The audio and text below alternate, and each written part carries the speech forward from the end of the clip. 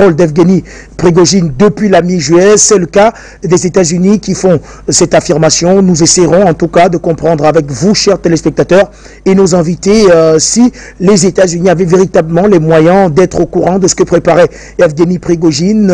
On essaiera également de comprendre si ce n'est pas plutôt un coup de maître joué par le chef du Kremlin, Vladimir Poutine.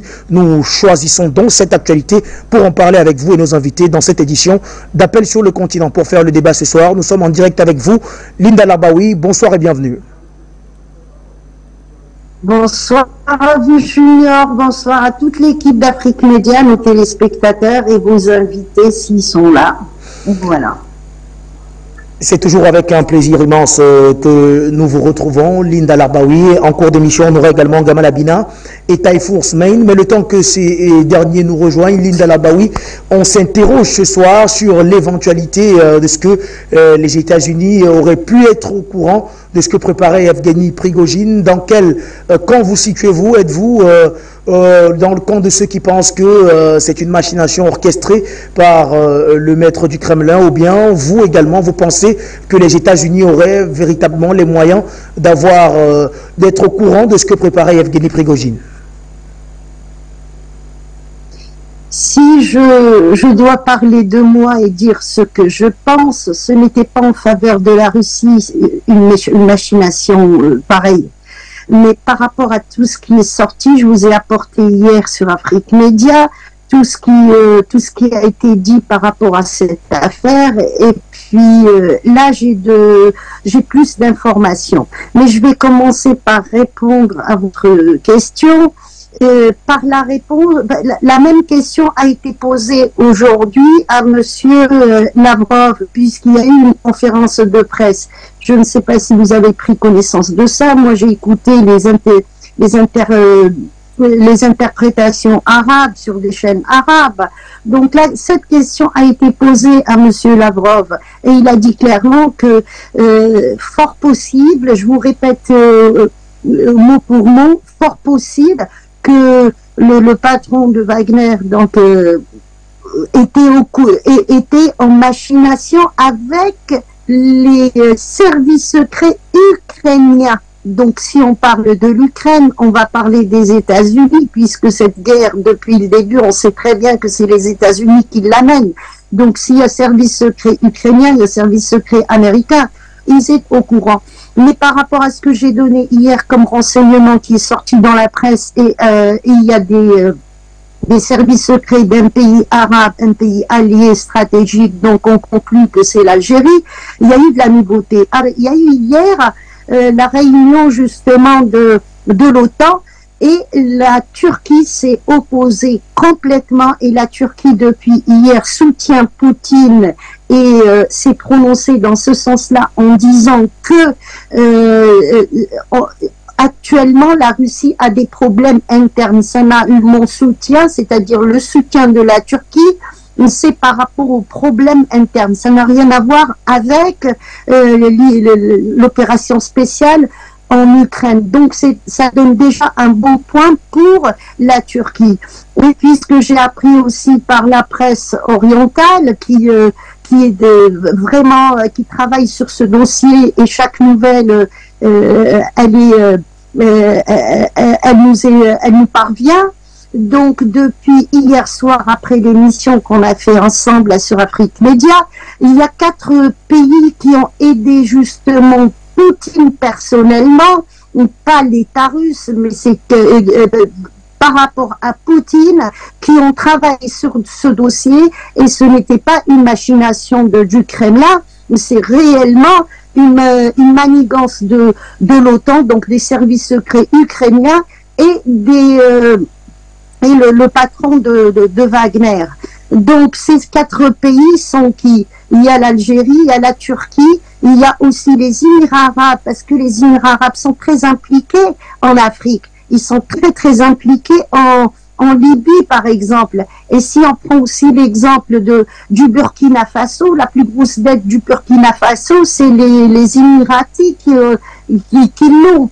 Et puis il y a aussi le Mali. Et puis hier j'avais rassuré, la question m'avait été posée par rapport à l'Afrique, donc j'étais rassurée.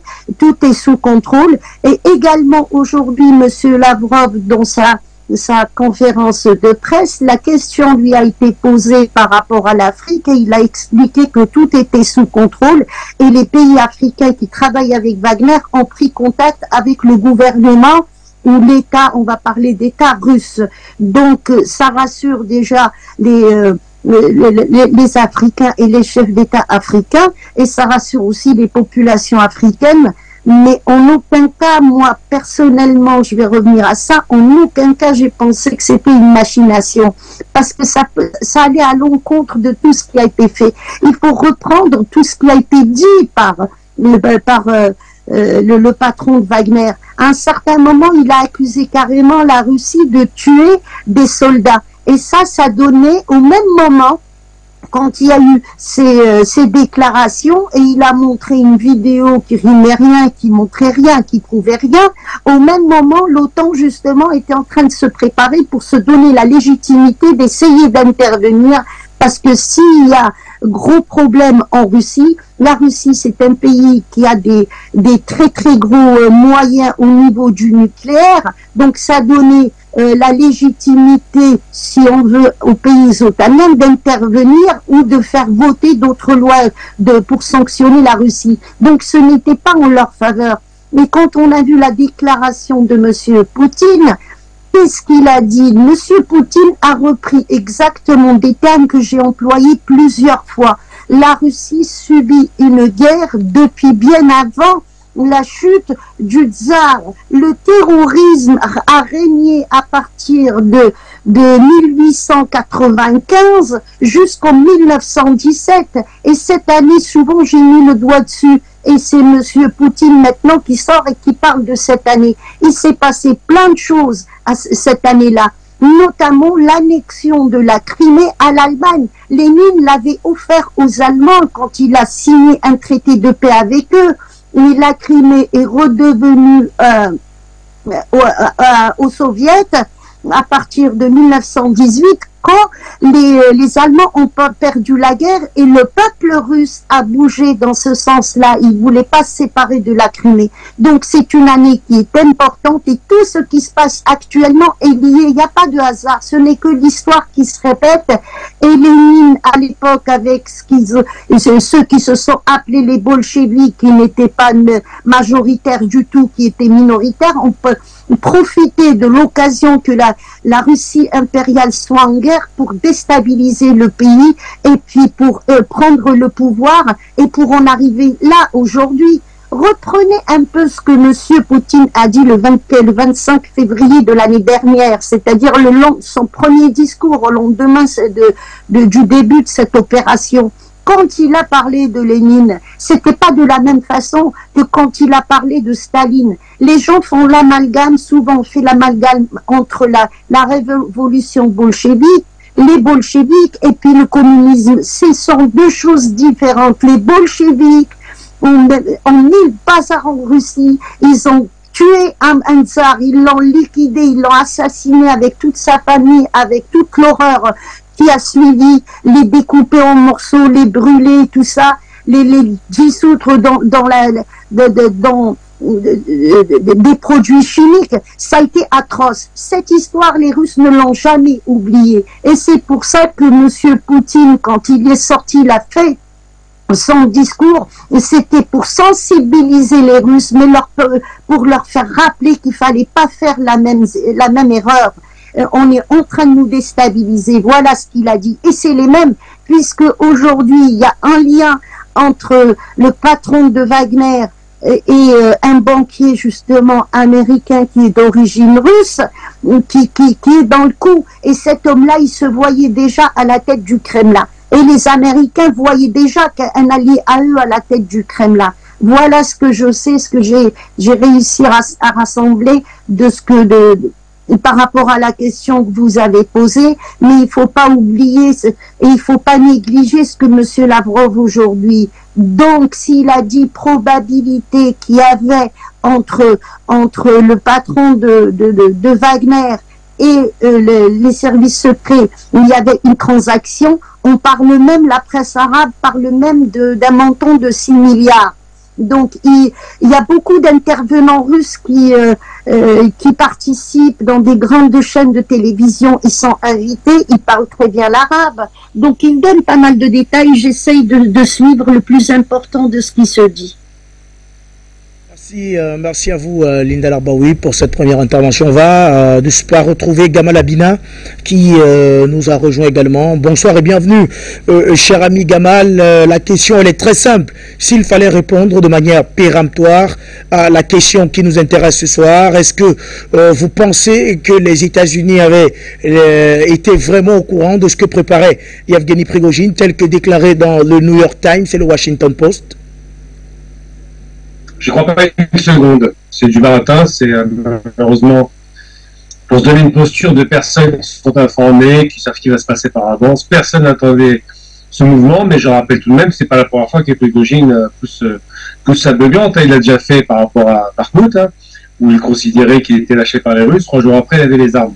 Donc là, aujourd'hui, on est en train de parler de quelqu'un qui a sans doute de l'ambition, mais qui est un ami personnel de Poutine, on l'a pas oublié ça, depuis 20 ans, 25 ans maintenant. Et surtout Prigojine, lorsqu'il bouscule le cocotier avec sa méthode, qui est très, finalement, ça ressemble beaucoup aux méthodes utilisées à l'époque par Nikita Khrouchtchev, qui tapait du pied sur la table avec sa chaussure pour montrer qu'il était en colère.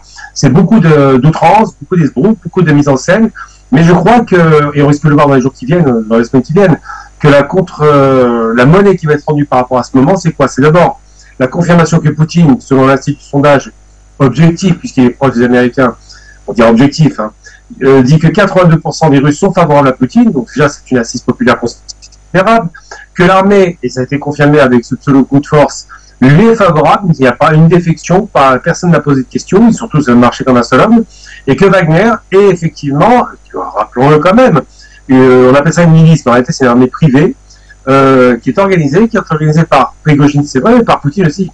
C'est-à-dire que ce principe de la privatisation de l'armée, de la guerre, c'est ce qu'on a vu aux États-Unis avec Blackwater, ce principe-là est confirmé une forme d'allégeance totale à l'État russe. Alors, ce qui a posé problème à Prigojine, son colère, c'est de dire qu'il devait accepter le commandement de Shoigu et du ministère de la Défense. Ça l'a énervé.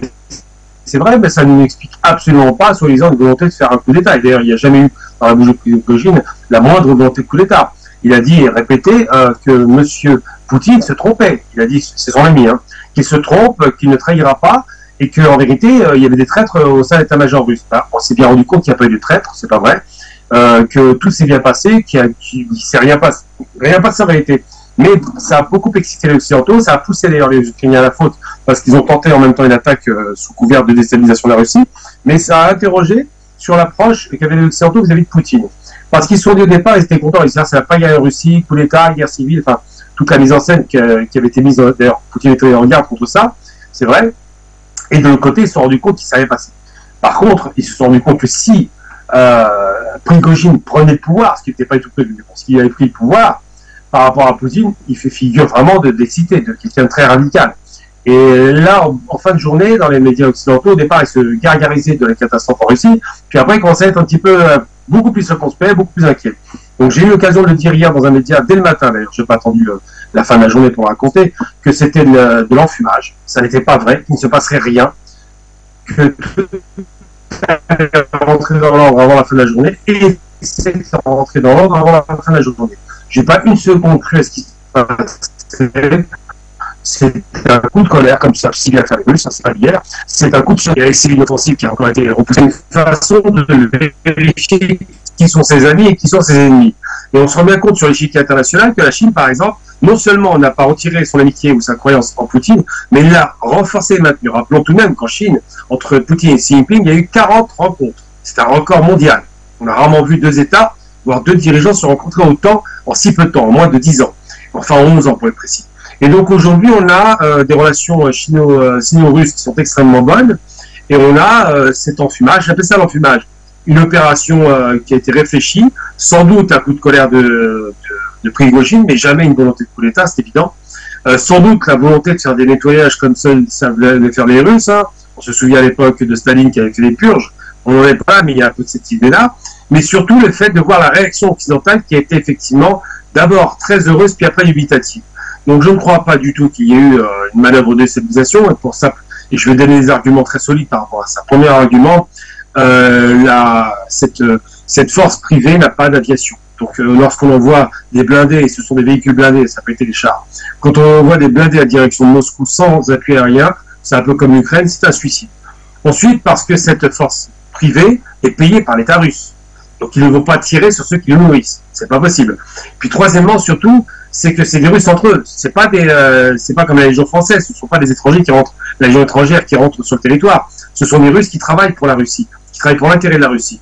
Et j'en veux pour preuve aujourd'hui, c'est que Sergueï Lavrov a affirmé que les missions qui ont été demandées à Wagner en Afrique seront maintenues quoi qu'il arrive.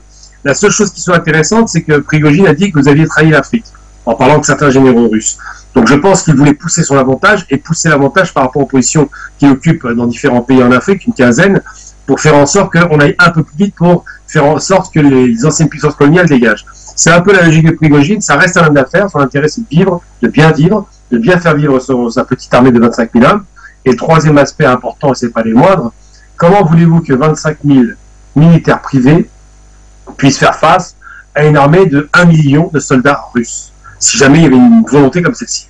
C'est parfaitement impossible à penser, les rapports de force sont disproportionnés, pas d'aviation, un rapport numérique largement inférieur, avec évidemment des miliciens qui sont payés, donc qui tiennent à la vie quand même, ils sont là pour l'argent, ils sont pas là pour la gloire, et donc ils vont pas se battre contre leurs propres frères. Donc tous ces éléments-là conduisent à penser que c'est une belle mise en scène. Rappelons toujours que M. Vladimir Poutine a été éduqué par le KGB puis ensuite par le FSB, donc c'est quelqu'un qui a l'habitude des opérations d'intoxication, qui le fait très bien, et je pense réellement que dans les jours qui viennent, on risque d'avoir des surprises sur le front ukrainien.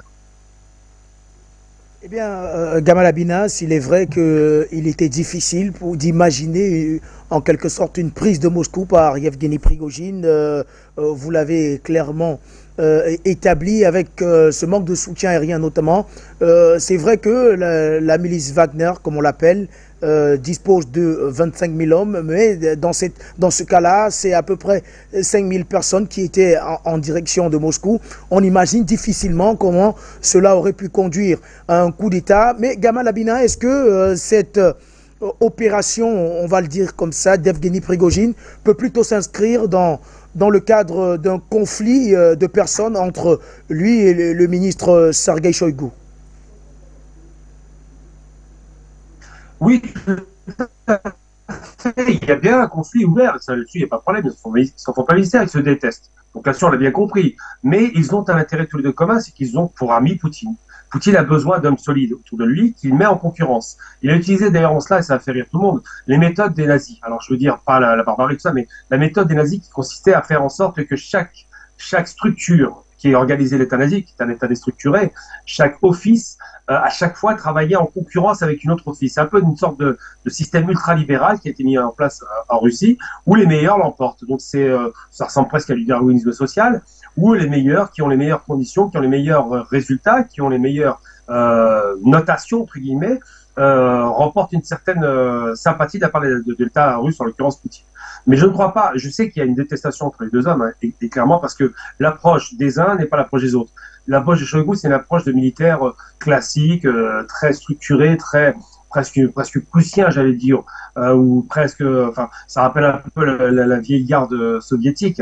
L'approche de Prigojine, qui est plus une approche, d'abord financière, pour le reconnaître, c'est une chose, et puis une approche de résultats rapides, parce qu'il a besoin de résultats rapides. Ces soldats ne peuvent pas lui faire défection. S'ils vont, par exemple, dans un combat où ils sont livrés à la mort, assurément, ils seront beaucoup moins motivés. C'est pas du tout le même rapport. Dans un cas, c'est pour la patrie que se battent les soldats russes. Dans l'autre cas, c'est pour des questions financières.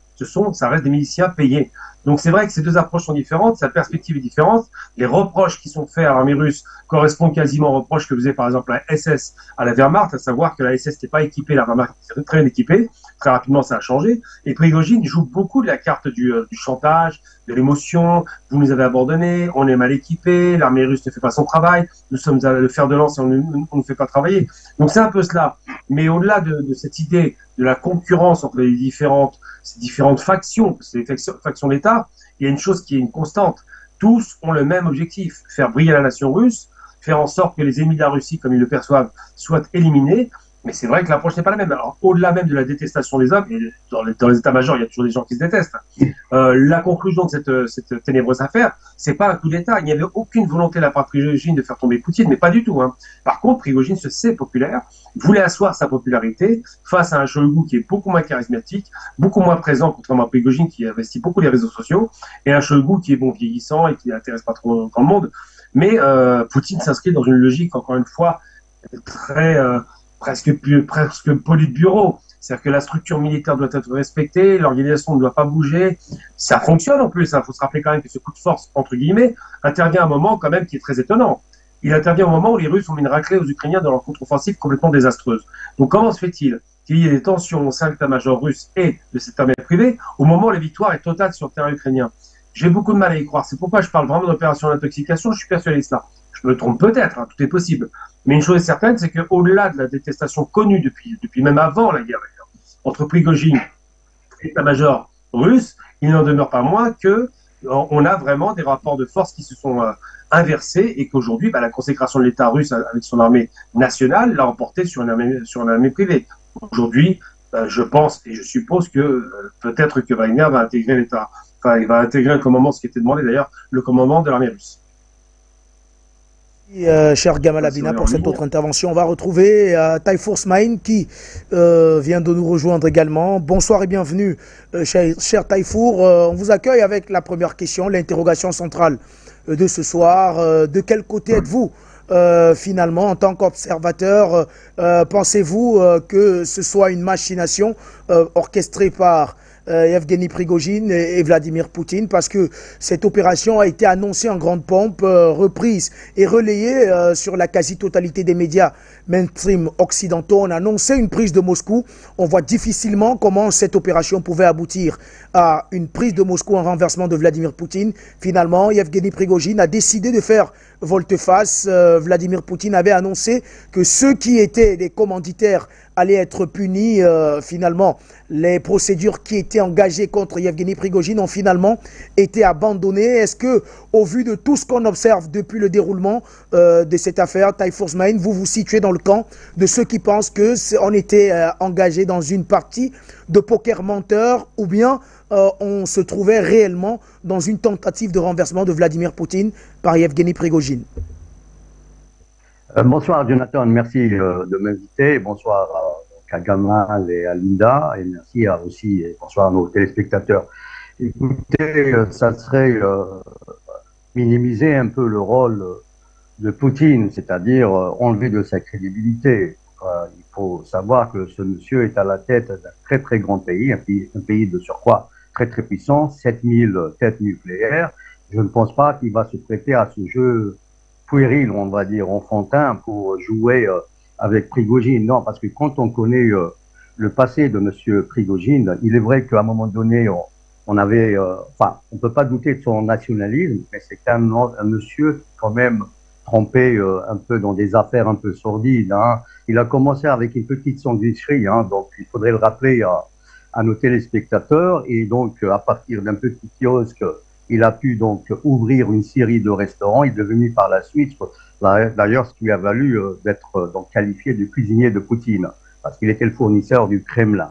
Alors maintenant, Prigogine, si c'est donc un jeu auquel il s'est prêté, je ne crois pas. Pourquoi? Parce que les dernières nouvelles là, qui viennent de tomber, c'est que Poutine, a priori, n'a pas laissé tomber les charges qui pèsent sur cet homme très ambitieux, ma foi. Parce que s'il faut savoir que Prigogine avait fait un travail en amont. Vous vous rappelez de l'offensive de Bakhmout, quand il avait dit que ses troupes étaient lâchées et qu'il en voulait à mort donc à Shoigu. Donc Shoigu, je suis pas d'accord avec Gamal que c'est un homme vieillissant, que c'est un homme qui n'est pas charismatique. Au contraire, c'est un monsieur qui est pressenti pour devenir le prochain peut-être président, donc après Poutine. Et je pense que Prigogine, justement, avait fait tout ce travail en amont pour préparer l'opinion. D'ailleurs, quand vous analysez un peu ce qui s'est passé les 2 derniers jours, c'est qu'il avait dit aux Russes qu'il allait les libérer. Les libérer de qui? De quel joug? D'une dictature? De Poutine? De qui? A priori, il en voulait donc à Poutine sans le nommer donc nommément, mais Et bien sûr, il fallait trouver donc un bouc émissaire. C'était donc Shoigu et Monsieur Gerasimov, qui sont donc le chef d'état-major et donc le ministre de la Défense. Alors maintenant, il faut voir aussi le ton grave qu'avait donc adopté Poutine lors, on va dire, de ce changement de cap de Prigojine qui s'est cru a priori vraiment à la tête d'une puissance militaire et qui pouvait donc prétendre prendre la place de Monsieur Poutine. Alors là où je suis pas d'accord non plus, quand vous dites que c'est un jeu, je ne pense pas, parce que j'ai suivi ce qui s'est passé ces 2 derniers jours de très très près, à savoir que les médias étrangers, que ce soit français notamment, et puis américains, que j'ai suivis de très très près. Alors les Américains comme les Français, c'est comme si c'était passé le mot. On avait à un moment donné, on était dans l'enlisement, ce qu'on appelle médiatique. Un coup, on disait que c'est la fin de la Russie, c'est la victoire des Ukrainiens. Monsieur, comment il s'appelle, Zelensky avait dit qu'ils étaient sur le point de remporter donc la victoire finale contre Poutine. Et puis en fin de journée, quand il y a eu donc le volte, comme on appelle ça, donc la reddition quasiment de Monsieur Prigojine, les médias donc sont tombés des nues. Il fallait trouver ce qu'on appelle la parade. Et la parade a été trouvée facilement. Donc on avait parlé d'un coup de bluff. Je ne pense pas que ça soit un coup de bluff. Pourquoi? Parce que Prigojine, quand on connaît très très bien un peu l'information et quand on piste l'information, quelle que soit la source de l'information, ça ne veut pas dire, là je ne parle pas dans l'absolu, il y a certaines informations qui avaient fait état justement de la collision de M. Prigojine. Il paraît qu'il a été donc détourné un peu comme Andriy Vaslov. Andriy Vaslov, c'était donc aussi un général russe qui avait rejoint le camp nazi pendant la Deuxième Guerre mondiale, et ce qui lui a valu d'ailleurs à Prigojine d'être taxé justement d'Andriy Vaslov, donc par tous les médias russes et même de certains de ses compagnons, à savoir que les troupes de Wagner, justement, il y avait parmi eux, il y avait, on va dire, une scission qui n'était pas d'accord, d'où justement la révision de Prigojine. Prigojine, il n'aurait pas fait tout ça pour ce tohu-bohu, pour s'arrêter et dire que bon, c'est bon, on va rendre les armes et on s'arrête à mi-chemin. Parce que quand on voit que les médias, par exemple, français, qui avaient pratiquement, sont même allés à réduire la distance entre la ville Rostov, pardon, et Moscou, on voit bien que quelque part, il y avait quelque part un flou total autour de cette question. Et pour revenir à Prigojine, je ne pense pas qu'il ait fait tout ça pour se rendre aussi facilement. Et puis, c'est la raison pour laquelle tout le monde est tombé des nues par rapport à cette reddition. Parce que Monsieur Loukachenko, quand il avait appelé, là c'est des informations, je ne pas d'informations, quand il avait appelé son ami qu'il connaît depuis 20 ans, c'est-à-dire Prigojine, lui avait dit que tu n'as aucune chance. Il vaut mieux te rendre plutôt que de connaître un sort funeste. C'est-à-dire que Poutine, il avait le choix, donc surtout qu'ils avaient pris donc le chemin de Moscou avec des camions sur lesquels avaient mis les chars et tout ce qui suit, et pouvaient les bombarder avec un Sukhoi, par exemple. Il y a aussi un autre détail qu'il faudrait connaître, c'est que Poutine n'a pas renoncé aux poursuites. Ça, c'est les dernières informations.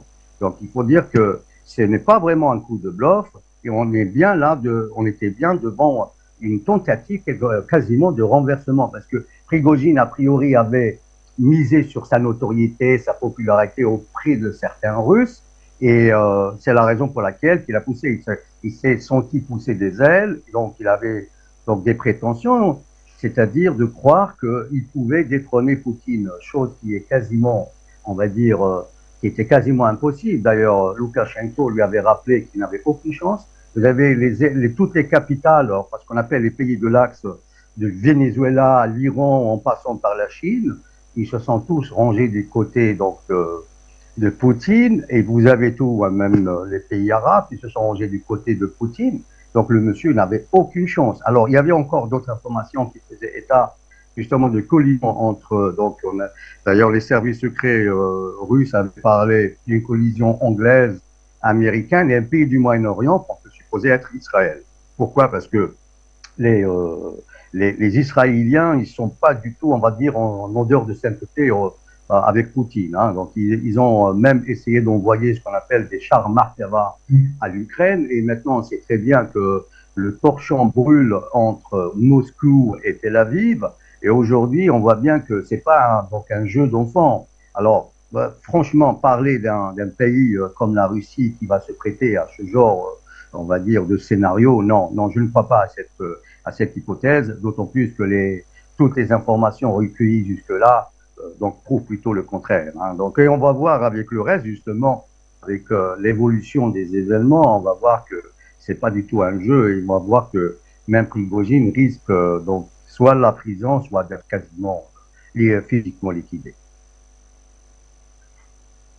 S'il faut évidemment prendre le contre-pied de cette analyse, vous vous inscrivez plutôt dans une logique d'ivresse de pouvoir d'Evgeny Prigojine qui s'est vu pousser des ailes, tel que vous venez de le dire.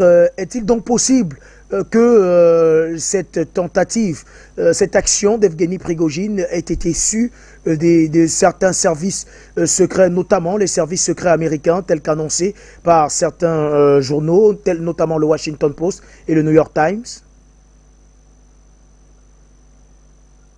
On peut tout supposer, mon cher Jonathan, parce que quand on fait un recoupement d'informations et quand on voit ce qui s'est passé par la suite, on voit bien que quelque part il y a une collusion, bien entendu. Bon, maintenant il va falloir le prouver, mais quand on essaye, essayer de comprendre et aller au fond des choses, comment on appelle ça, Prigojine, il ne pouvait pas agir seul s'il n'avait pas eu de garantie de l'extérieur. Dans ce genre de situation, justement, quand on est sur le point d'organiser un putsch, c'est que quelque part, on doit bénéficier, on va dire, de garanties, surtout des puissances étrangères, quelle que soit la puissance, hein, que ce soit américaine, anglaise ou française. Mais toujours est-il que Prigojine, a priori, a bénéficié de certaines garanties dont il n'a pas bénéficié au grand jour, on va dire, c'est-à-dire dont on n'a pas fait part de la chose au grand jour, mais avec l'enquête qui est en train de diligenter en ce moment même par les services secrets russes, on va pas tarder à savoir que ce monsieur avait quelques accointances avec des puissances étrangères, notamment américaines et anglaises. Hein. Donc il faudrait savoir que Prigojine, c'est vraiment un homme, il faudrait surtout, se pencher sur la personnalité de la personne. C'est un ancien proxénète, ce monsieur, il a aucun niveau scolaire, ce monsieur. Et ce monsieur, il mange à tous les râteliers. Donc, comme disait tout à l'heure Gamal, il est vrai que c'est un homme d'affaires et qui essaye par tous les moyens de gagner de l'argent. Et on sait très bien que ce monsieur a des accointances aussi avec le chef de ce qu'on appelle des rebelles, on va dire des mercenaires soudanais, parce qu'il partage l'or avec eux. Et vous avez même des accointances avec le Mossad israélien. On n'en fait pas ici, part ici, mais dans les médias orientaux, on en a déjà parlé. Et puis, c'est la raison pour laquelle je vous dis que tout est possible.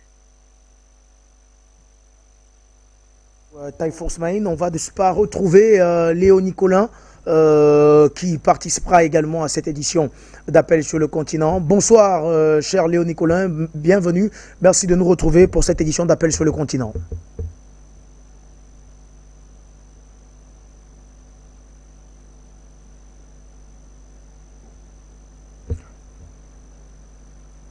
Eh bien, le temps de retrouver Léo Nicolin. On revient donc vers vous, Linda Larbaoui. La situation est un peu confuse, a été confuse du côté de Moscou. On commence à entrevoir quelques éclaircies.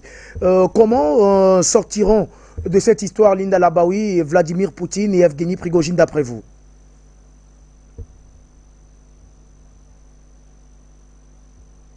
Les États-Unis ont commencé toujours, il y a une tactique qu'ils emploient, c'est stigmatiser et des personnalités comme Bachar al-Assad, à un certain moment c'était Saddam Hussein, c'était donc plutôt diaboliser, voilà le mot que je cherchais, on diabolise des personnes, alors que là c'est l'avenir d'un État, l'avenir de la Russie qui était en jeu et qui est toujours en jeu. Maintenant, ce que je peux dire, moi, par rapport à ce que je viens d'entendre, mes analyses, je les fais par rapport à des faits, par rapport à ce qui est sorti par la presse. Ça dépend quelle presse, bien évidemment, et ça dépend qui parle. Vous avez 5 personnes en Russie, quand elles parlent, elles ne sortent pas pour rien et elles ne disent pas n'importe quoi. Vous avez Monsieur Poutine, il y a Monsieur Lavrov, il y a Biskov, il y a aussi Medvedev et Sergei Chouego. Ces gens-là, quand ils s'expriment, chaque mot est pesé. Et je suis revenue souvent, je vous dis, sur l'année 1917. Pourquoi cette fois-ci, Monsieur Poutine son discours, il dure 5 minutes 30. Je l'ai écouté plusieurs fois. De chaque phrase, vous pouvez écrire une encyclopédie par rapport à l'histoire de Russie. Pourquoi il a employé cette fois-ci le mot traître comme en 1917, alors que quand il a fait son premier discours lors de cette première opération, il a dit Lénine était une erreur de l'histoire. Il n'a pas parlé de traîtrise, mais aujourd'hui, il a employé des mots très forts.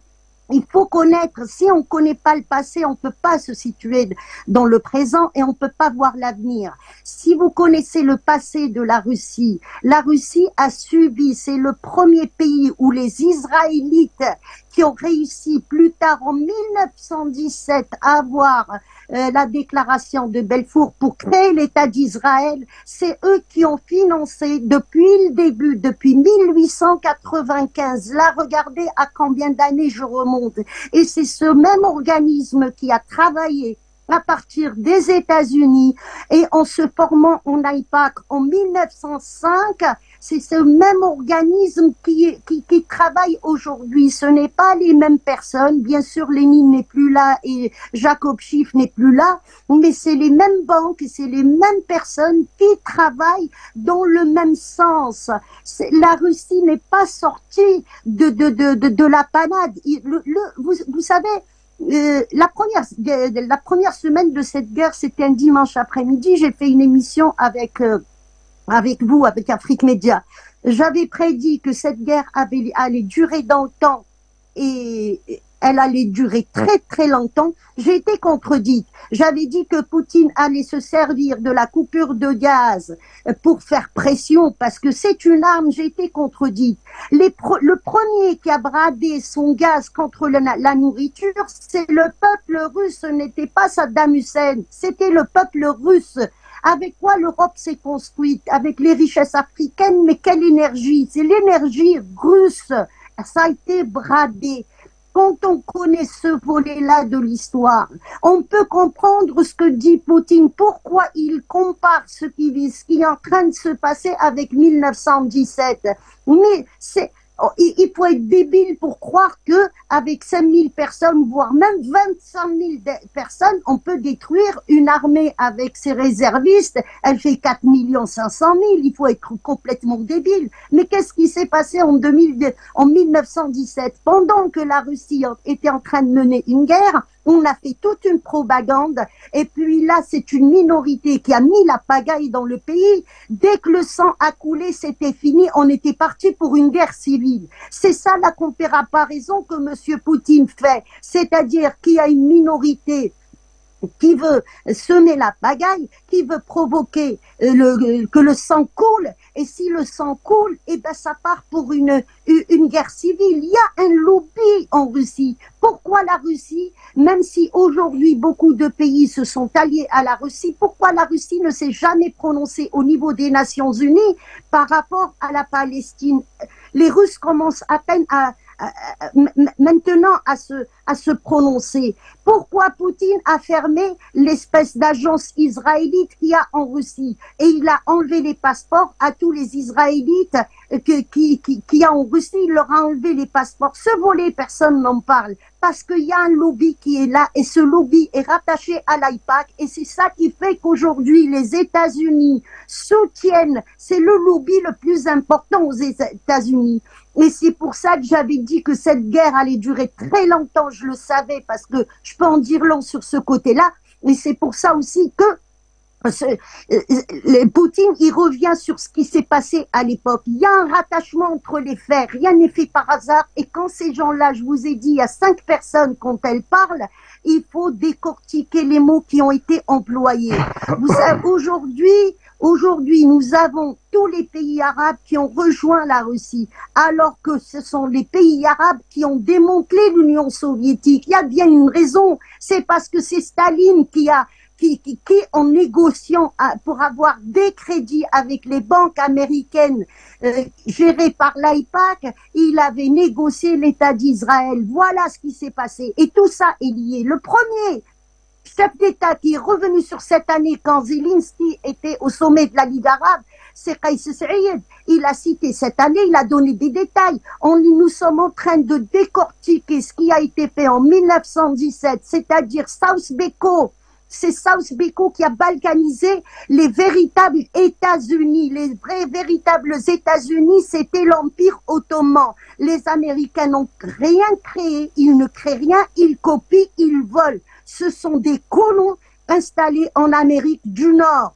Alors, les véritables États-Unis, l'Empire ottoman a été décortiqué en 1917, exactement comme la Russie impériale. Et tout ce que nous vivons aujourd'hui est lié. Eh ben, je vais terminer avec une chose, Junior. Regardez bien qui est impliqué dans cette guerre et dans ce conflit et celui qui va aller très loin et plus loin. Vous avez les Américains qui sont cachés derrière comme c'était en 1917, mais vous avez les Anglais, les Français, les Allemands, les Polonais, les mêmes éléments qu'il y avait en 1917, voire même 1914 quand la guerre a éclaté.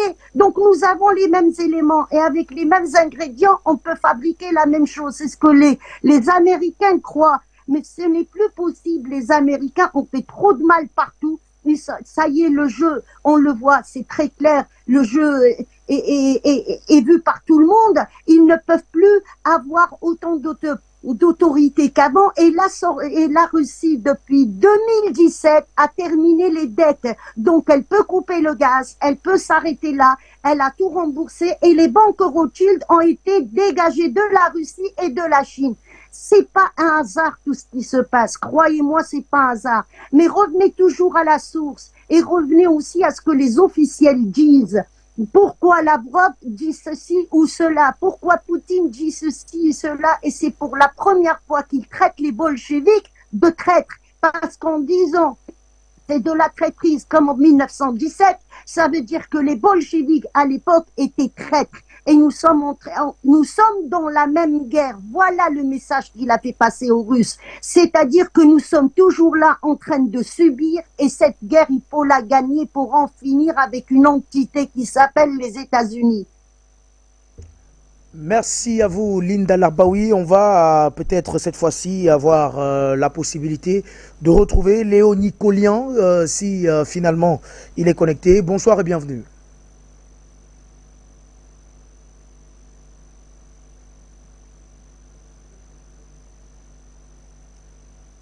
Est-ce que la réalisation peut nous faire savoir si Léo Nicolian est connecté?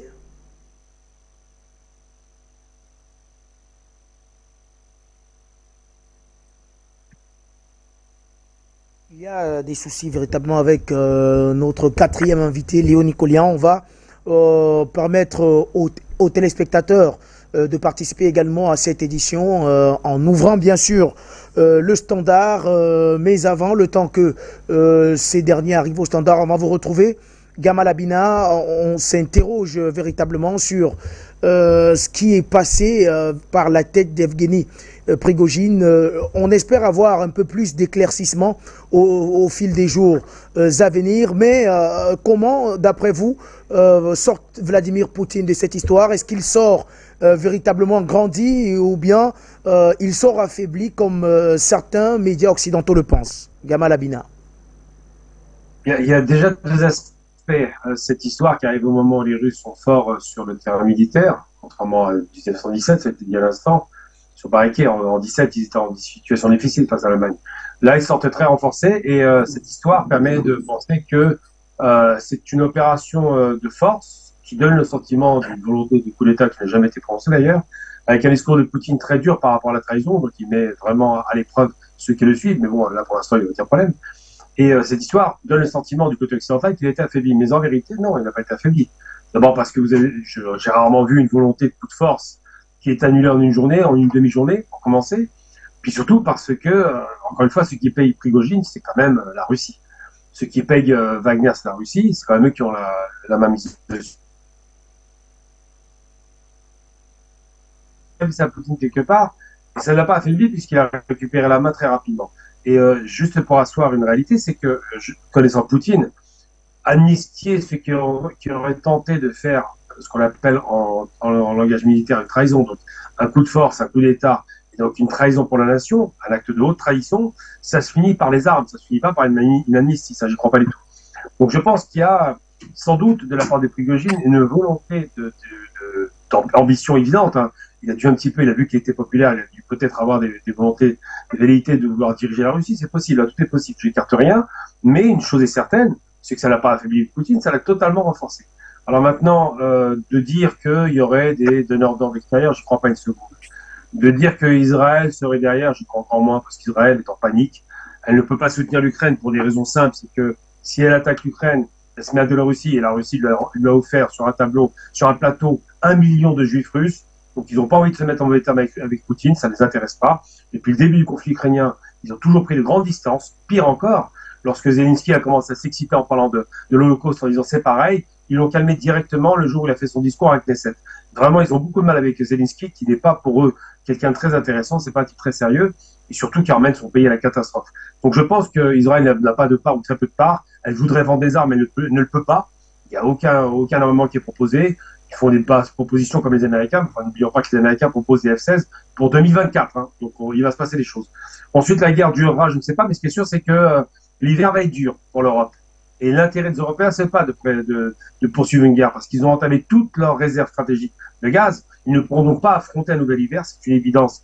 Ils ont eu de la chance, l'hiver dernier était assez clément, mais là, ça risque d'être compliqué. Donc je pense réellement que, au-delà de la volonté de faire durer la guerre par les Américains, et cette volonté est largement affichée, là-dessus, il n'y a pas de problème, on a compris que l'Amérique est à la manœuvre et qu'elle tire les ficelles. Les Européens qui jouent les toutous aujourd'hui, peut-être vont se poser des questions demain. Il y a quelques pays qui commencent à rechigner un peu sur les sanctions, comme la Grèce, par exemple. Évidemment, comme Orban, qui est pas d'accord. L'Italie fait semblant de danser entre deux jambes, mais bon, on voit bien que la réalité va s'imposer quand l'Italie ait trouvé un nouveau fournisseur avec l'Algérie. Mais les réalités économiques vont prendre le pas sur cette guerre. L'Amérique veut qu'elle dure, parce que l'Amérique, son objectif, c'est que la guerre, comme l'Iran-Irak, ne s'arrête jamais. C'est l'objectif des Américains, ça leur apporte de l'argent. Maintenant, concernant le rapport à Prigojine-Poutine, évidemment, personne n'est en mesure de pouvoir dire si oui ou non ils sont embrouillés, s'ils se détestent, s'ils restent amis, s'ils sont... Mais il est certain que Prigojine n'a prononcé aucun mot, c'est important de le rappeler quand même, hein. Rien contre Poutine. Il n'a pas dit que Poutine est un traître, il n'a pas dit démettons Poutine, c'est pas le propos qu'il a tenu. Il a dit il y a des traîtres dans l'État russe, c'est pas pareil, et il faut les écarter.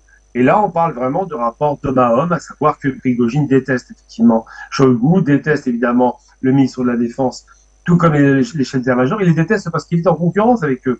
Encore une fois, on est encore sur une position de concurrence, de relations financières parce qu'elles sont réelles, existantes, et puis de prestige. Je veux dire, qui sera capable de donner satisfaction à la Russie ou décider sur le front ukrainien.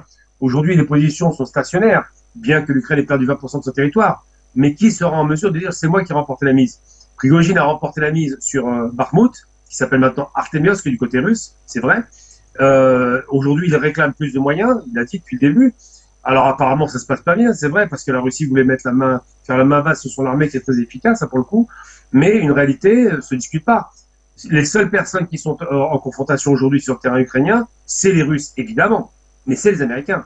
C'est eux qui donnent les ordres. C'est eux qui ont poussé Zelensky, qui est pas même très malin, à poursuivre une guerre alors qu'il avait signé, c'était dit par Poutine récemment, il avait signé un protocole d'accord pour trouver un terrain d'entente. Dès le départ, dès le 25, le 26, c'était fait sous l'égide des Turcs.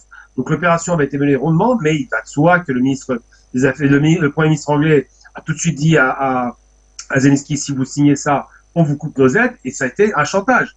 Donc malheureusement aujourd'hui, eh bien la guerre dure, elle ne va pas durer éternellement parce qu'il y a une chose qui va l'arrêter. C'est pas le fait que la volonté américaine ne soit pas là, elle est là. Si les Américains pouvaient tuer jusqu'au dernier Ukrainien, ils le feraient. Non, ce qui va stopper la guerre, c'est d'abord des réalités économiques pour l'Europe qui ne tiendra pas l'hiver prochain, et surtout ce qui risque de stopper la guerre, c'est simplement plus de matériel. On le voit bien, hein, ils ont déjà perdu un quart des effectifs sur cette offensive suicidaire. Et puis l'autre aspect, pas d'appui aérien. Faire la guerre sans avion, c'est plus que difficile. Pas d'hélicoptère, pas d'avion, pas de drone. Et dernier aspect, c'est le plus important, moins en moins d'hommes. Les gens ne se rendent pas compte, mais les Ukrainiens sont en train de se barrer. Je parle des hommes en âge de combattre. Ils fuient le pays. On a pratiquement 20 millions de personnes en dehors des frontières. Et les 5 millions qui sont partis ces derniers mois, c'est des hommes. Ils ne veulent pas faire la guerre. Ils sont protégés par les populations. Ils les cachent. Ils ne veulent pas laisser ces hommes aller mourir inutilement sur un conflit perdu d'avance, parce qu'il faut être clair. Je veux dire, moi, j'ai souvent dit, voilà, prenons objectivement un indicateur. Global Firepower. C'est un site américain qui faisait, il y a 2 ans, parce que l'année dernière, ça a été transformé, qui faisait le classement des puissances militaires mondiales. Donc, la première puissance, États-Unis, la seconde, Russie, la troisième, Chine. Au-delà de la troisième puissance militaire, la quatrième, cinquième, sixième, c'est un fossé qui les sépare des 3 premières. Et l'Ukraine arrivait en 28e position. Après la frappe dure du premier jour de l'attaque des Russes, ils ont liquidé l'aviation en totalité. On a menti beaucoup sur l'aviation ukrainienne, elle n'existe plus. Et ils ont frappé durement tous les systèmes de commandement et surtout les usines ukrainiennes, qui n'étaient pas légion à l'ouest, c'est surtout l'est qui était industriel. Donc très peu d'usines n'arrivent à la destruction, ce qui fait que l'Ukraine dépend totalement du matériel occidental qu'elle ne maîtrise pas. Ils ne savent pas utiliser évidemment les avions de combat puisqu'ils sont formés au Sukhoi. Ils ne savent pas utiliser les chars Abrams ou Léopard, parce que c'est des chars ultra technologiques. Les Ukrainiens sont plutôt habitués aux fameux T-72 et autres collections d'été. Donc on est vraiment sur 2 mondes différents. Donc l'Ukraine a un problème, un déficit d'hommes, un déficit de connaissance des armements qu'on leur fournit plus ou moins au compte-gouttes, puisqu'ils ont donné que 300 chars. Je rappelle que pour la conquête de l'URSS, les nazis avaient aligné 6500 chars, pas 300 chars. Et surtout, ils n'ont pas l'appui aérien. Donc quand on a du tir au pigeon qui se fait de la partie russe sur une position défensive confortable, et les Ukrainiens qui vont sauter sur des mines, bombarder par l'aviation les drones et surtout les hélicoptères de combat qui font un carnage dans les rangs ukrainiens, j'ai envie de dire que franchement, c'est pas très encourageant. Donc, ça veut dire que l'Ukraine commence à avoir un déficit d'hommes. Je rappelle qu'au début de la guerre, Monsieur Zelensky s'était vanté de pouvoir mobiliser 1 million d'hommes. On ne les a jamais vus. On les a jamais vus parce qu'il a fait une bataille qui a coûté 10 000 hommes en une journée. Donc, c'est pas très encourageant. Donc, simplement, et puis surtout, la moitié de l'Ukraine est pro-russe, enfin, un tiers de l'Ukraine entière. Donc, simplement pour dire qu'aujourd'hui, on a une situation qui s'est figée, puisque les Russes veulent conserver la partie russophone, c'est évident. Ils veulent conserver le Donbass, ils veulent conserver évidemment la Crimée, ils vont certainement prendre le port de Sébastopol et tout le sud de l'Ukraine, c'est une évidence. Ces positions sont facilement conservables puisque c'est au-delà du Dniepr, donc le fleuve qui sépare géographiquement les 2 parties. Et surtout, les Ukrainiens n'ont pas les moyens d'attaquer. Je veux dire, attaquer, c'est s'exposer. Quand on n'a pas en plus l'aviation, on est fichu. Donc aujourd'hui, leur soi-disant contre-offensive est gelée, et pour cause, ils n'ont plus les moyens d'attaquer. Les Américains qui les ont baladés ne leur fourniront pas d'avions de combat puisqu'ils promettent ça en 2024. Les Européens refusent de fournir des avions de combat, et c'est logique, parce que s'ils fournissent des avions de combat avec le système S-400 et S-500, il n'en restera pas un seul qui va voler. Donc simplement pour dire qu'aujourd'hui, effectivement, l'Amérique va alimenter la guerre, parce que c'est son intérêt économique. L'Europe va alimenter la guerre parce qu'ils sont incapables de s'affranchir de la décision de l'OTAN, et l'Ukraine va continuer à souffrir le martyre inutilement face à ses frères russes. Je rappelle qu'ils sont slaves, c'est important de le rappeler. Face à ses frères russes, juste pour une guerre qui est impossible à gagner.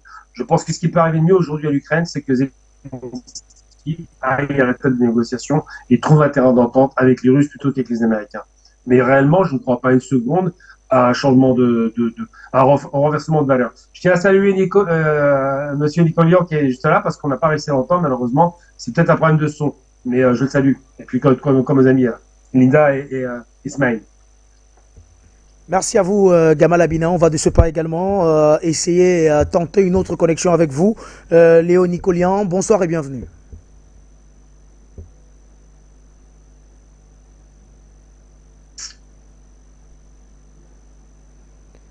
Léo Nicolian, notre retour.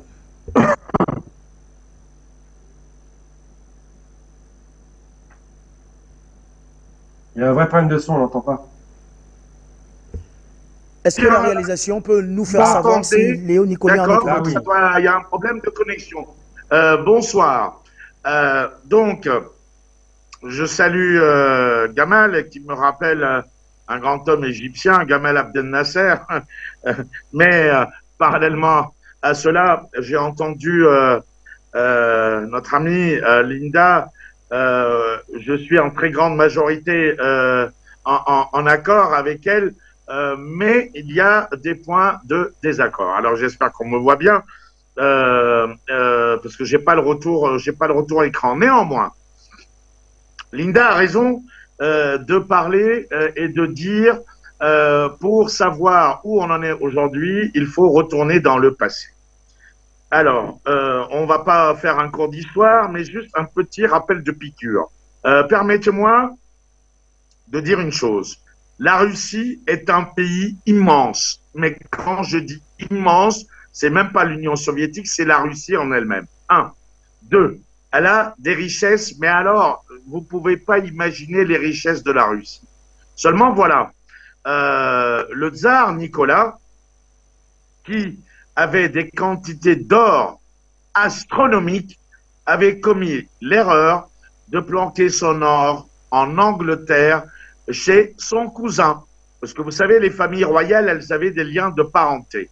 Donc, tout cet or, toute cette fortune du peuple russe, de la Russie, du tsar Nicolas, ben, avec les bolcheviks qui ont bien sûr, et Lénine, décapité ou tué ou liquidé toute la famille royale, les héritiers officiels de cet or n'existent pas. Et c'est ce que la Russie réclame depuis des lustres et des lustres. Il y en a pour des milliards de milliards. Ça, c'est la première chose.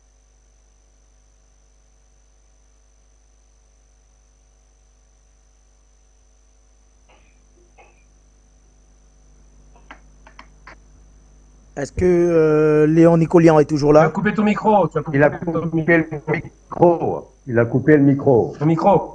Ouvrez votre micro, Son cher micro est Léon. coupé. Cher Léo, ouvrez votre micro, s'il vous plaît.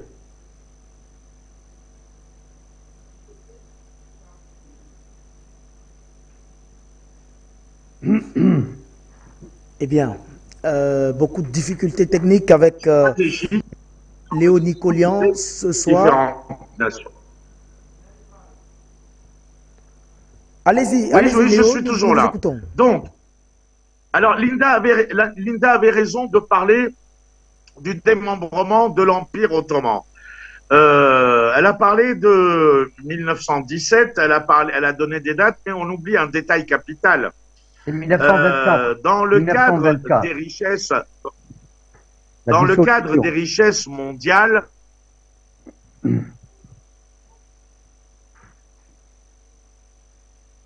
on a fait une découverte immense. On a fait une découverte immense en 1880. C'était la découverte du pétrole.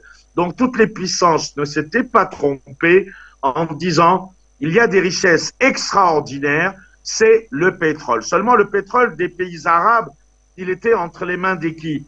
Entre les mains, bien sûr, des Turcs de l'Empire ottoman, qui n'a pas été tendre ni avec ses communautés internes, mais qui n'a pas été tendre non plus avec les pays arabes. Souvenons-nous des pendus libanais sur la place des Martyrs, qui porte toujours son nom, et de tous les pays arabes qui ont été occupés par l'Empire ottoman.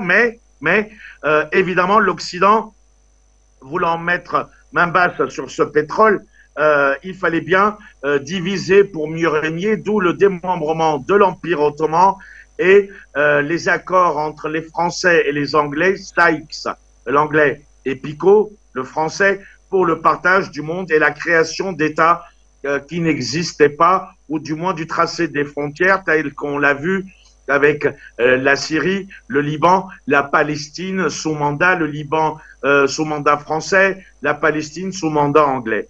Bon, ça a été fait, on va pas y revenir. Et bien sûr, on a mis en place des gens comme Saddam Hussein, qui, après avoir fait son coup d'État, Mitterrand l'a bien approché. Il lui a fait comprendre qu'il serait le nouveau leader arabe, qu'il fallait qu'il s'arme. Évidemment, on a surarmé Saddam Hussein avec des Mirages, avec des missiles et Exocet, et on a créé la guerre Iran-Irak. Et ce qui est très drôle, c'est que le régime iranien de l'époque, qui avait décapité toute l'état-major de l'armée, mais qui est venu au secours de l'Iran? Israël, le Mossad est venu former l'armée iranienne face à Saddam Hussein, qui était le plus grand danger pour Israël, parce qu'ils avaient les missiles qui pouvaient toucher Tel Aviv. Alors pour en revenir à aujourd'hui, évidemment, ce que j'ai dit hier, puisque je ne suis plus à Moscou, même si, voyez, je vais vous donner un exemple concret et visuel, si du moins on arrive à me voir, c'est ça. Regardez. Voilà, 100 roubles, 500 roubles et le billet de 1000 roubles. Vous savez, le rouble soviétique, à l'époque, il valait rien du tout face au dollar américain. Aujourd'hui, ça et ça, l'euro et le dollar sont en chute libre. Je le vois sur place dans les taux de change par rapport au nouveau rouble russe. Alors, on a parlé de gaz, effectivement, mais la Russie n'est pas bête. Vous savez comment arrive le gaz jusqu'en Italie, en Allemagne? Il arrive par les pipelines depuis l'Azerbaïdjan, puisque le projet de Aliyev, du président père, hein, pas Ilham actuel, mais son père, Haïdar Aliyev, avait tracé une ligne de pipeline qui permettait de faire venir les hydrocarbures jusqu'en Europe. Et c'est par ces pipelines-là que continue à arriver le gaz russe. Mais officiellement, ce n'est pas du gaz russe, ce n'est pas du pétrole russe. Donc, il y a un accord secret. Alors oui, il y a les déclarations des uns et des autres que l'on écoute. Il y a les déclarations des uns et des autres et chaque mot est important, certes. Mais tout ça, c'est ce que j'appellerais de l'effet de communication. Vous savez, la communication est quelque chose de très important. Dans une guerre, il y a la partie militaire, il y a une guerre hybride qui est aussi l'économie. Il y a aussi, bien entendu, la partie de la communication que j'appellerais de la propagande. Alors, on voit bien ce qui se passe de nos jours et l'on voit ces éléments de langage. Mais ce sont des éléments de langage qu'il faut décortiquer, qu'il faut analyser. Quant à la position américaine des médias américains qui reprennent les propos du gouvernement américain, ben écoutez, moi c'est simple, j'aimerais bien voir autre chose que des belles paroles, que des déclarations. Vous savez, la CIA est aussi importante que le KGB ou le FSB aujourd'hui, et quoi qu'il en soit, si il est avéré que les Américains disent vrai, j'aimerais bien autre chose que des belles paroles, c'est-à-dire des preuves, c'est-à-dire des éléments, c'est-à-dire des notes. Vous savez, toutes les informations de ces services-là sont classifiées. Elles ont des notes, elles ont un tampon, c'est déclassé, c'est classé secret défense, qu'ils nous montrent les preuves et les éléments. Alors, quant à, évidemment, Evgeny Prigojine, on pourra dire tout ce qu'on veut, mais il y a une chose qui est certaine. Poutine, il y a une chose qu'il ne pardonne jamais. Il peut pardonner, non, il pardonne, ça dépend quoi, mais jamais la trahison. Il pardonne certaines choses, mais il n'oublie pas. Mais il y a une chose qu'il ne pardonne et qu'il ne pardonnera jamais, c'est la trahison. Et pour moins que ça, votre corps, il disparaît. Vous disparaissez de la nature totalement, tout comme avec les Américains. Donc, lorsque Wagner ou Evgeny va se réfugier chez Loukachenko en Biélorussie, et Loukachenko est le frère de sang de Poutine. C'est comme s'il allait se réfugier dans la maison du propre frère de Vladimir Poutine. Alors pourquoi ce choix? Parce que il y a l'effet de com', il y a les choses officielles et il y a les choses qui ne le sont pas. Effectivement, il aurait été simple avec un seul avion de raser tout Wagner. Ça n'a pas été fait. Notre prédécesseur a bien expliqué que c'était financé par la Russie. Peut-être a-t-il eu les ailes ou des ambitions un peu trop grandes pour lui, mais en tous les cas, il est sûr et certain que ce n'est pas, comment dire, avec tant d'hommes, même s'ils étaient des milliers, qu'ils allaient tenir face à l'armée, face aux réservistes et à tout ce qui s'ensuit. Donc, il faut bien analyser les choses, il faut être pragmatique. Tout à l'heure, j'ai entendu Linda qui disait ce n'est pas une question d'homme. C'est peut-être la seule chose où je suis pas d'accord avec elle. C'est aussi une question d'homme, puisque comme on le dit, la Russie a toujours été derrière un leader, que ce soit Lénine, que ce soit Staline, que ce soit derrière Nikita Khrouchtchev, l'Ukrainien. Brejnev, même Gorbatchev, qui est l'homme le plus détesté de toute l'ex-Union soviétique, pas que de la Russie, Eltsine, et enfin l'avènement de Vladimir Poutine, le entre guillemets patriote, celui du KGB, celui qui aime son pays peut-être plus que Macron qui aime sa France. En tous les cas, Rothschild a été banni, mais il est vrai, on a oublié un détail, l'importance des Israélites, et j'aimerais rappeler que bien avant la création d'Israël par les Occidentaux, Lénine lui-même avait déporté tous les Juifs, avait non pas fait une Shoah par balle, mais en tous les cas, tous les Juifs. Et Dieu sait qu'il en avait beaucoup d'amis là-dedans, parce que Lénine a été aussi savamment mis en place, ou du moins il a organisé ça avec l'appui de quelques Occidentaux, dont les Anglais, pour liquider la famille tsariste, pour récupérer l'or qui est resté en Angleterre. Mais les Soviétiques eux-mêmes et les bolcheviks ont créé le premier État israélien au monde. Le premier foyer juif n'est pas du tout Israël, mais c'était bien l'oblast du Biroubijan. C'est une région autonome de la Fédération de la Russie qui existe toujours. Je demande tout simplement à ce que vous ayez voir sur Google ou dans votre dictionnaire, le Biroubijan. C'est un État qui a été créé à la frontière de la Chine, plus loin que la Sibérie, ou qui existe encore toujours, où la langue parlée officielle n'est pas le russe, mais bien le yiddish. Vous voyez, donc Israël a été le deuxième État juif au monde après le Biroubijan créé par les Russes. Maintenant, oui, il y a un véritable lobby. Oui, cela existe.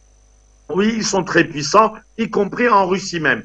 Et donc, Poutine essaye de composer avec tout ça. Et regardez son génie. Les seuls qui tenaient tête à la Russie, c'est-à-dire les Tchétchènes, un peuple caucasien dont je ne suis pas loin, puisque je suis de retour dans le Caucase depuis aujourd'hui, où je suis revenu à Erevan en Arménie. Les Tchétchènes, on avait du mal. On avait tellement du mal que finalement, Poutine est venu après la mort du père de Kadyrov en prenant sous son aile le petit Ramzan, en lui disant: tu seras le président de la Tchétchénie, je vais faire de toi un homme riche et puissant, mais tu vas me devoir allégeance. Et aujourd'hui, on voit bien les combattants les plus aguerris qui n'ont peur de rien, ce sont les Tchétchènes. Et on l'a même vu en France, quand un Tchétchène est tabassé, c'est tous les Tchétchènes d'Europe qui viennent à son secours. C'est un peuple fier qui a des valeurs. On pourra en dire ce qu'on veut, mais la plupart des Tchétchènes qui sont en Europe, évidemment, sont contre le régime de Kadyrov. Ça, c'est une autre histoire. Mais les 100 000 combattants de Kadyrov n'ont peur de rien et même pas de la mort. Et on voit bien les défections dans l'armée ukrainienne. Et d'ailleurs, on voit de plus en plus, d'après les renseignements que j'ai et des vidéos qui existent, la construction de ponts via des barges nautiques, donc, et des centaines de soldats ukrainiens, comme par hasard, ayant l'uniforme ukrainien et qui parlent tous polonais. Était-ce depuis quand l'armée ukrainienne, depuis quand les soldats ukrainiens parlent le polonais? On a parlé de la Pologne tout à l'heure, et ce n'est que le début. En tous les cas, ce n'est pas, comme on le dit, une guerre Russie-Ukraine, mais c'est une guerre, le monde occidental, contre la fin peut-être, du moins il rêve de la fin de l'ex-Union soviétique à travers Poutine, qui est un pur produit de l'Union soviétique, et qui est adoré en Russie. Et effectivement, je l'ai dit hier, et j'ai entendu mon interlocuteur précédent dire que celui qui sort renforcé, c'est bien Vladimir Poutine. Je l'ai dit hier, et je suis content que cette analyse est partagée par d'autres. C'est le grand vainqueur. Cette rébellion, on le saura peut-être un jour, peut-être pas. Poutine ne pardonne jamais la trahison. Il liquide pour moins que ça. Et il est surprenant que Wagner soit dans la maison du frère de Poutine. Quand je dis le frère, bien entendu, c'est Loukachenko. D'ailleurs, à l'époque, il a fallu, puisque ça allait devenir l'homme de l'Union soviétique, mettre en place quelqu'un d'aussi puissant, d'aussi fort, d'où l'avènement de Poutine par le système du renseignement qui voulait un homme fort, un homme qui va droit et qui ne lâche jamais. Et Poutine est bien arrivé comme ça, en commençant par son retour en Russie, ses réseaux au KGB, le début. Donc c'était Saint-Pétersbourg, bien entendu, une place très importante en Russie. Et de Saint-Pétersbourg, il arrive à Moscou. Il est nommé chef du renseignement. Bien sûr, il y a aussi ce qu'on appellera les fameux attentats de Moscou, dans lequel il a peut-être joué un rôle, où il avait même dit « j'irai jusque dans les chiottes buter le terroriste tchétchène ». Donc, vous voyez, il y a une partie officielle et il y a ce qui se passe dans l'ombre, sous la table. Mais moi, c'est ça que j'adore chercher.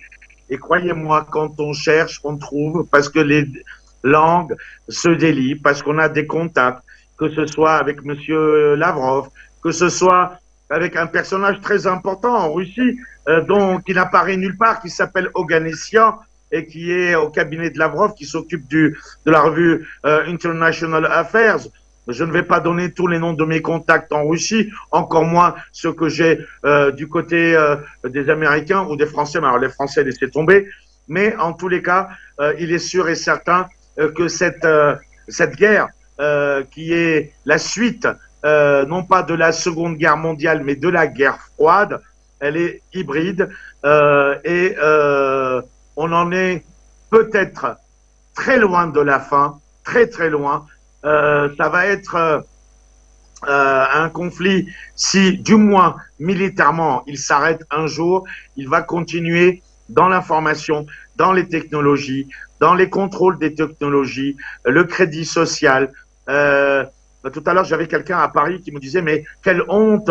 Comment tu peux être proche de Poutine qui lui aussi a fait vacciner son peuple avec son vaccin ?»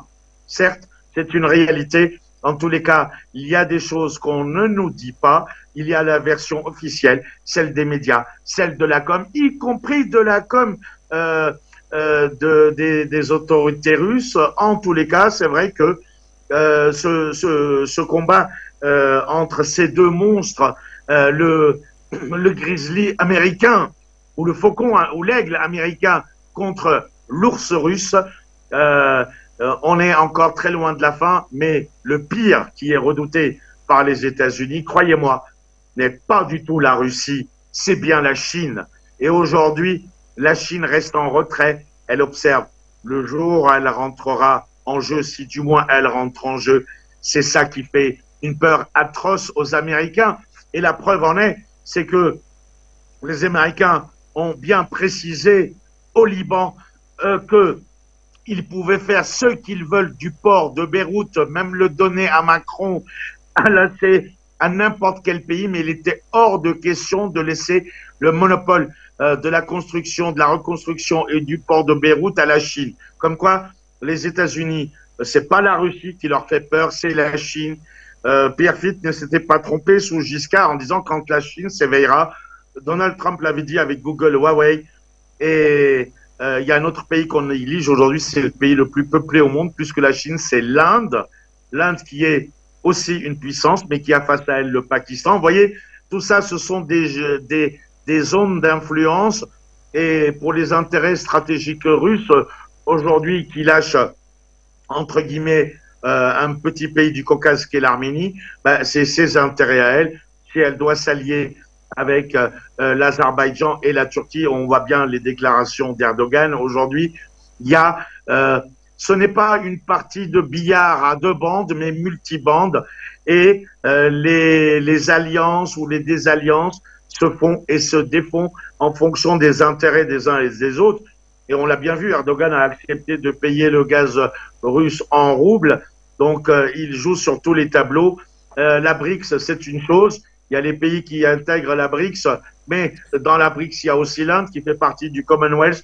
Donc, chacun veut tirer son épingle du jeu et avoir un morceau, excusez-moi, du gâteau. En tous les cas, il est sûr et certain que c'est Vladimir Poutine qui sort renforcé aujourd'hui de plus en plus. Et même s'il y a une petite chute sur les taux de change, moi je vois de plus en plus, que ce soit en Russie ou dans le Caucase ou dans les pays limitrophes, la dégringolade de l'euro et du dollar face au rouble russe. Et d'ailleurs, ce qui est très drôle, c'est que quand on reçoit des mandats depuis la France ou depuis d'autres pays de l'argent et une somme soit en euros, soit en dollars, on ne vous la donne qu'en monnaie locale avec le drame arménien, parce que tous les euros, le dollar, la banque centrale les prend aux banques arméniennes et ça part en avion cargo à Moscou. Vous voyez,